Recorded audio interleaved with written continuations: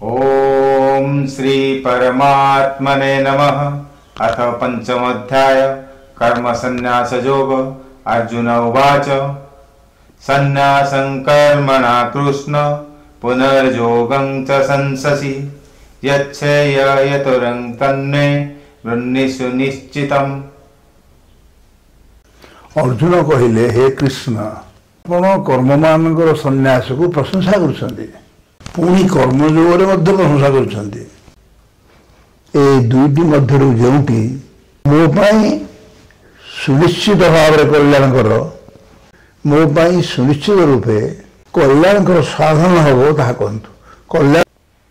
श्री भगवान उवाच संन्यास कर्मयोगश्च निःश्रेयेशकर विभो तयोसु कर्म संन्यासात् कर्मयोग विशिष्यते। कृष्ण कहले कर्म संन्यास अर्थात मन इंद्रिय और शरीर द्वारा हेउथिबा सकल कर्मर कर्तापण त्याग और कर्मयोग्य ए उभय परम कल्याणकर किंतु ए दुईटी मध्यरु भी कर्म संन्यास अपेक्षा साधना रे सुगम होइथिबारु कर्मयोग श्रेष्ठ। य स नित्य संन्यास य नो देष्टि कांक्षति निर्द्वन्द्वो हि महाबाहो सुखं बंधात् प्रमुच्यते।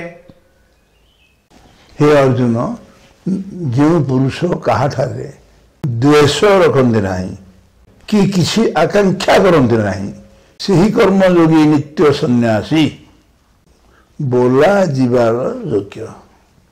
कारण राग द्वेष आदि द्वंद्व रहित पुरुष सुखपूर्वक संसार बंधन मुक्त हो जाते। संख्य जोगो प्रगल्भाः प्रबद्धन्ति न पंडिता एकमप्यास्थितः सम्य भूवजोगे फलम्। उपरोक्त संन्यास और कर्मयोग को लोके पृथक पृथक फलदाता बोली कहते किंतु पंडित माने से परी कहते नहीं। कारण से ही दुईटी मध्यरु कौन सी गोटिकर भी सम्यक भाव अवस्थित होइथिबा पुरुष उभयर फल रूपक परमात्मा को पाई जाती। जस्नाख्यो प्रप्यते स्थानं तच्चोगौरपि गम्यते एकं संख्य च योगं च यः पश्यति स पश्यति। ज्ञान योगी मानक द्वारा जो परम धाम प्राप्त करा जाए कर्मयोगी मानक द्वारा मध्य सही परम धाम प्राप्त करा जाए। तेणु जो पुरुष ज्ञान योग और कर्म योग फल रूप एक बोली देखते से यथार्थ देखते। संन्यासस्तु महाबाहो दुःखमप्तु स जोगतः योगयुक्त मुनिर्ब्रह्म न चिरेणागच्छति। किंतु हे अर्जुन कर्म योग बिना संन्यास अर्थात मन इंद्रिय और शरीर द्वारा होता सकल कर्म कर्तापन त्याग कर कठिन एवं भगवत स्वरूप मनन करुवा कर्मयोगी परम ब्रह्म परमात्मा को शीघ्र ही पाई जाते। योगयुक्त विशुद्धात्मा विजितात्मा जितेन्द्रिय सर्वभूतात्मा भूतात्मा कुर्वन्नपि न लिप्यते। जहां को मन निज वशरे थाए से जितेन्द्रिय ओ जहां को अंतःकरण विशुद्ध एवं सकल प्राणीकर आत्मरूप परमात्मा ही जहांकर आत्मा से ही कर्मयोगी कर्म करुथिले मध्य कर्मरे लिप्त होती नहीं। नैव किंचित करोमाति युक्तमन्योते तत्त्ववित् पश्यन् शून्यं स्वसञ्जीवन् गच्छन् स्वोपञ्जश्वसन् प्रलपन् विसृजन् ब्रूहन् निषिन्नमन् सन्नपि इन्द्रियाणीन्द्रियार्थेषु वर्तन्ते इति धारयन्। तत्वज्ञ सांख्य योगी देखुथाई शुणुथाई छुँथाई शुंगुथाई खाऊथाई चालबुल करुथाई शोथाई श्वासक्रिया करुथाई कथा करुथाई त्याग करुथाई ग्रहण करुथाई तथा आखि खोलुथाई बुझुथाई इत्यादि सबू करुथाई भी इंद्रिय माने ही निज निज अर्थ रे प्रवर्तित होउछन्ति जानी मु किछि भी करुनाई बोली भाविबा उचित। ब्रह्मण्याध्याय कर्माणि संगत्यक्ता करोति च लिप्यते न स पापेन पद्मपत्र निबम्बसा। जो पुरुष सकल कर्म परमात्मा ठारे अर्पण करी ओ आसक्ति त्यागपूर्वक कर्म करमती पद्मपत्र जेपरी जल द्वारा लिप्त हुए नहीं सही पुरुष सेपरी पापरे लिप्त होते नहीं। कायेन मनसा बुद्ध्या केवलौरिन्द्रियरपि योगिन कर्म कुर्वन्ति संगत्यक्ता शुद्धये। कर्मयोगी माने ममत्व बुद्धि रहित होइथिबा केवल इंद्रिय मन बुद्धि एवं शरीर द्वारा भी आसक्ति त्याग करी अंतःकरण शुद्धि निमंते कर्म करन्ति। युक्त कर्म फलं त्यक्ता शान्तिमाप्नोति नैष्ककम् अयुक्त कामकारेण फलं शक्तो निबध्यते। कर्मयोगी कर्मफल त्याग करी भगवत प्राप्ति रूपक शांति लाभ करती एवं सकाम पुरुष कामनार प्रेरणा फलासक्त होई बंधन रे पड़े।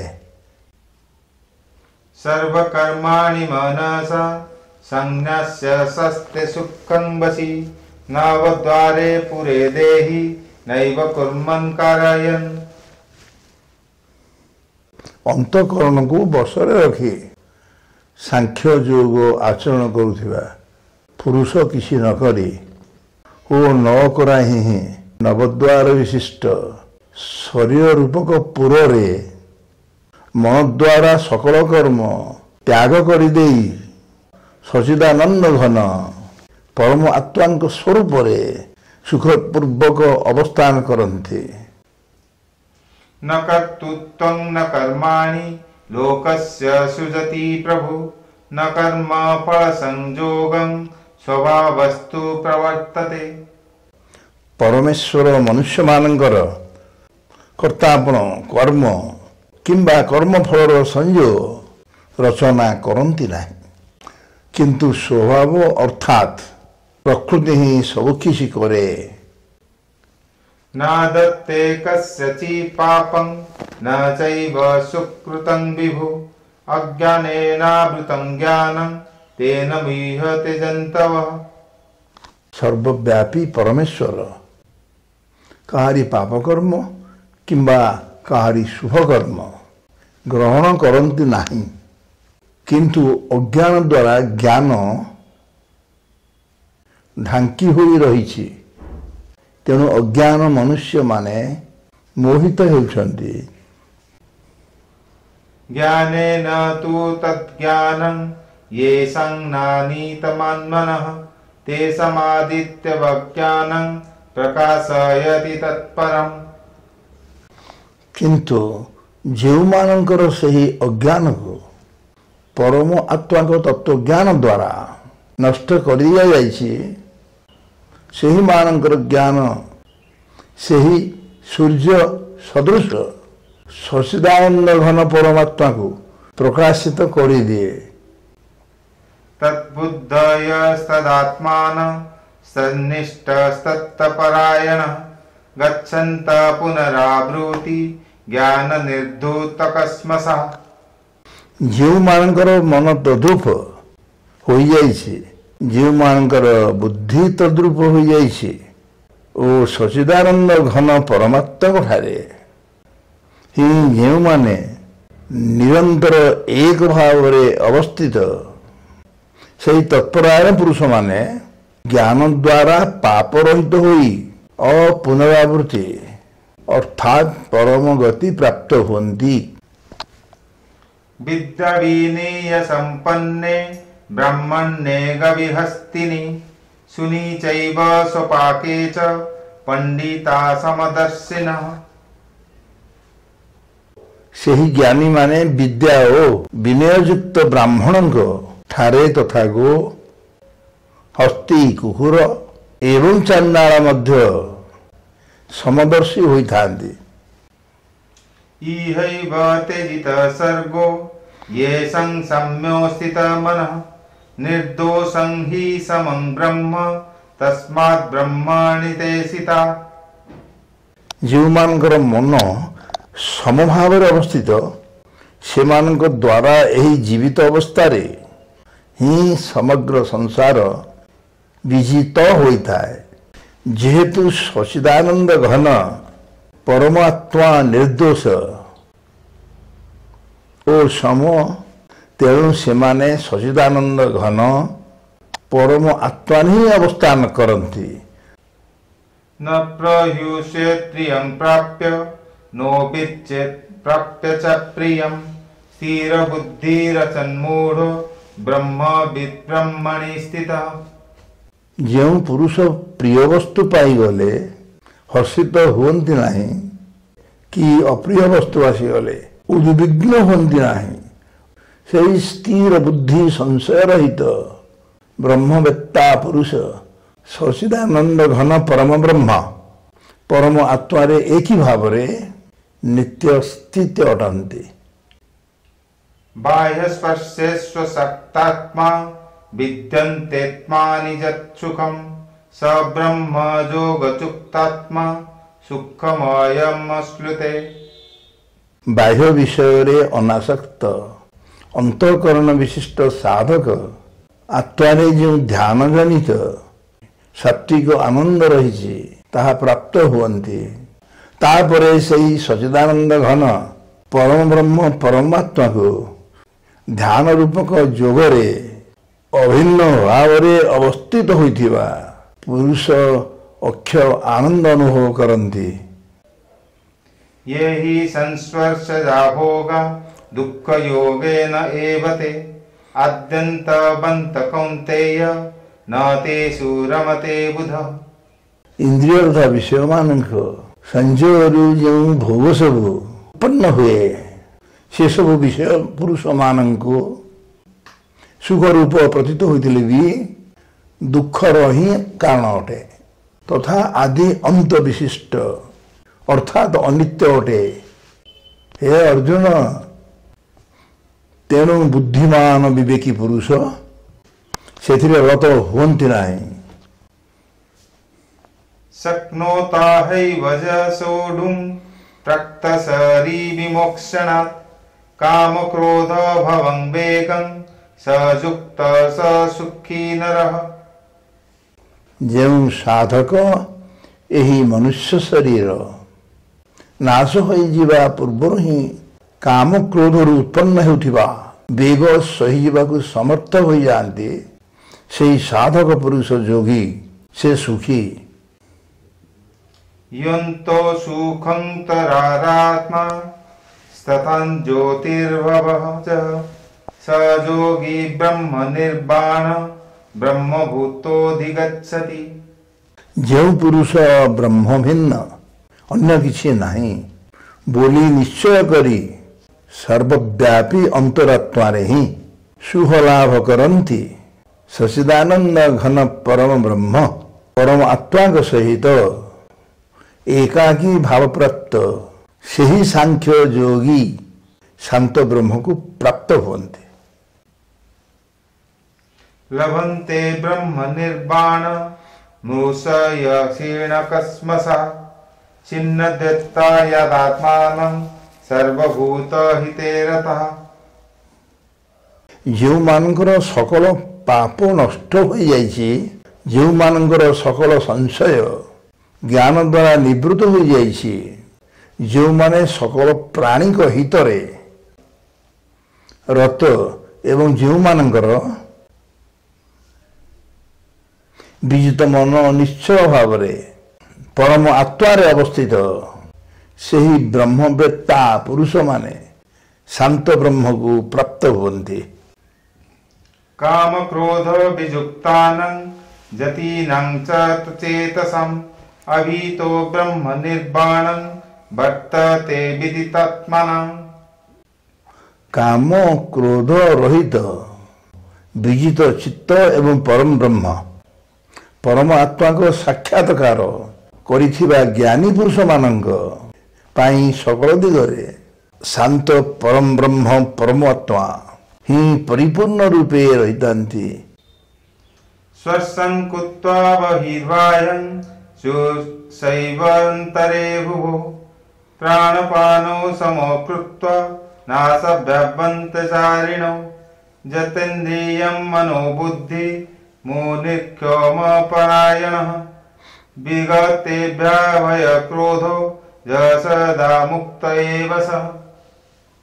बाह्य विषय भोग चिंतन न करी से सब बाहर ही त्याग करी दे एवं नेत्र दृष्टि मुद्वर मध्यवर्ती स्थान रे निविद्ध करी नासिकाद्वयर अभ्यंतर रे विचरण करुथिबा प्राण और अपान वायु को समगति कराई जो मुख्य परायण मुनि निरंतर परमेश्वर स्वरूप को मनन करुथिबा पुरुष मन बुद्धि और इंद्रिय मान को संयत करिथांती। इच्छा भय और क्रोध रहित होइथिबा सेही मुनि सर्वदा मुक्त ही अटंती। भोक्तारं जज्ञतपसं सर्वलोके महेश्वरं सर्वभूत सर्वभूतानां ज्ञत्वा मां शान्तिमुच्यते। मोर भक्त मोते सकल यज्ञर और तपर भक्ता समस्त लोकर ईश्वर मानकर भी ईश्वर तथा सकल प्राणी मानकर सहृदय अर्थात स्वार्थ रहित दया को और प्रेमी बोली तत्वतः जानीपारी शांति लाभ करते। ओम तस्मै श्री भगवान गीतासु उपनिषत्सु ब्रह्म विद्यायां योगशास्त्रे श्रीकृष्णार्जुन संवादे कर्म संन्यास योग नाम पंचम अध्याय। ओम